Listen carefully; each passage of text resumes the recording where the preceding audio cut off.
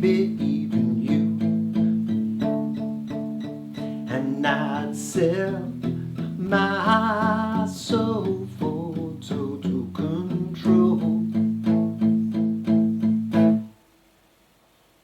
over you. Hi, welcome back to another One Chart lesson. My name is Matt Toms. Today we're doing an old song by the Motels called Total Control. It's a great song. It's going to be a very strummy, straightforward song, but it's kind of like all great songs, it's a little bit more interesting than you would first imagine when you start to pull it apart. We are muting the strings very heavily all throughout this song and strumming eighth notes pretty much throughout the entire song. So it's going to be a relatively straightforward lesson as far as that goes. We're using a lot of power chords and abbreviated chords. And what I mean by that is that, for example, your A is really going to be an A5 or a power chord. Whenever you see A5 or D5 or any chord name with a 5 after it, it means it's a power chord. And the reason for the 5 is that it's the fifth note in the major scale added to the root note. So an A5 is just an A, open A string, or it can be up here, an A with the 1, 2, 3, 4, 5, the fifth note in the major scale added to it. Same down here. So it's actually an A and an E. You can also think of it as like the first two notes out of any bar chord shape. It's always going to be the root note and the next note 2 frets up on the next string, if that makes sense, like that little L shape. Everyone should know how to do power chords. They're great, they're easy, they are very, very useful. If you come to a complicated chord and you have trouble with it, a power chord will get you out of trouble until you make it to the next chord. Coming back to the song, we are starting with a little intro here, but like I was saying, all of these chords, unless otherwise marked, are going to be power chords or 5 chords. I've written 5 chords on your chart, so you know when they are. There's a couple of little diagrams to get you started on playing those power chords, and any other places where we do something different, I've tabbed that out. As we go through the song, we don't write out the whole rest of the tab all the way through the song, but you play it the same way throughout the song. So let's get stuck into it. Download your chart. You start with this little riff, and again, with our palm muting, this part of your hand just rests on the strings just forward from the bridge section there, and it muffles those strings. This is without muffling, this is with muffling. So it's a matter of finding the sweet spot there that doesn't kill the note entirely, but lets the pitch of the note ring out, but it's muffled. And we're starting like this. The very first strum you do, it catches the open A string and open D string, but then the very next strum, you leave the D string off. Doesn't matter if you hit the D string on the first strum, that's just what they do on the recording. And then when you land on the 2, you're into a G chord. But that's all we strum. We just strum those bottom 3 strings. So like this again. And you can just move that first finger up like that. Then you move to an A5, repeat that again, G to an A5, then the D5. Now that is just your D string and your 2nd fret G string for 2 bars. And then we move into the verse. Looking counterclockwise, knowing what could happen any moment. When you go to the G, it's written as a G sus2. Now that's because we've got the G bass note, a muted A string. So you muffle that string with the bottom of that finger.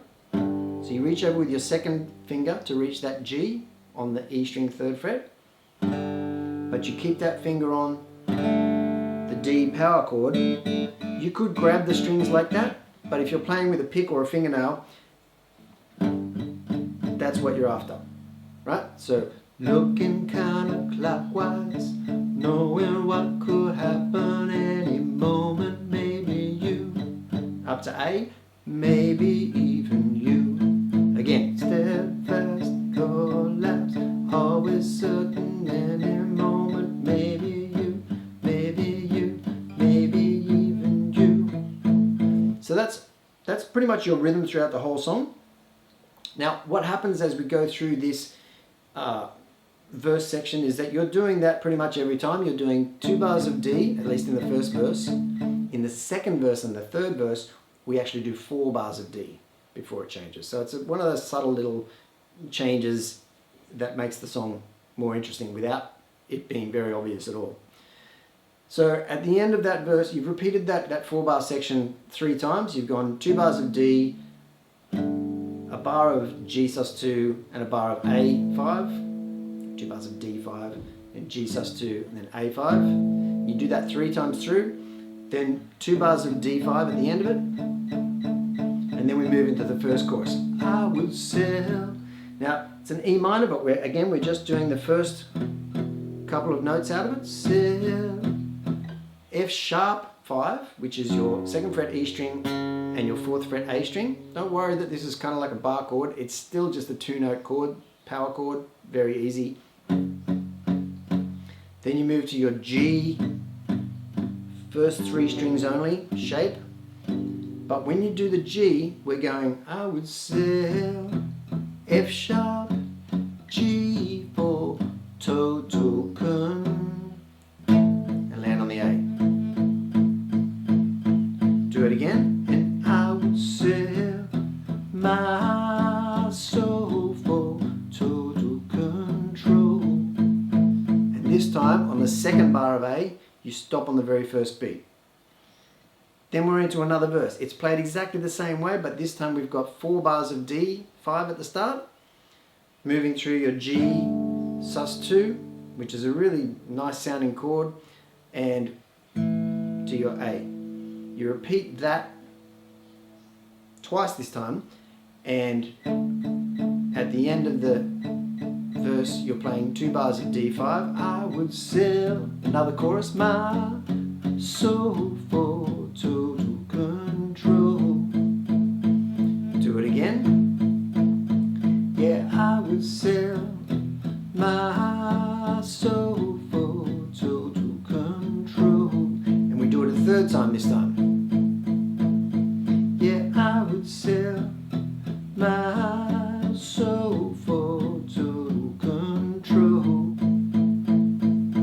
This time stop on the A, over you. Oh, control over you. A normal G or a 3-note G. Oh, control over you. The 2 bars of D5 lead you into the solo section, which is exactly how it's written on your chart.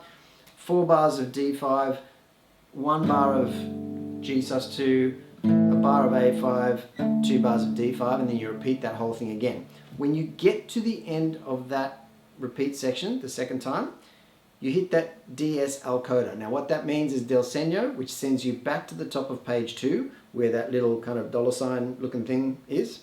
That's your segno. That tells you to go back there and start playing from there until you get to the coda sign. Now the coda sign is at the end of the chorus on page 2, which is that little, looks like a circle with a crosshair kind of mark on it.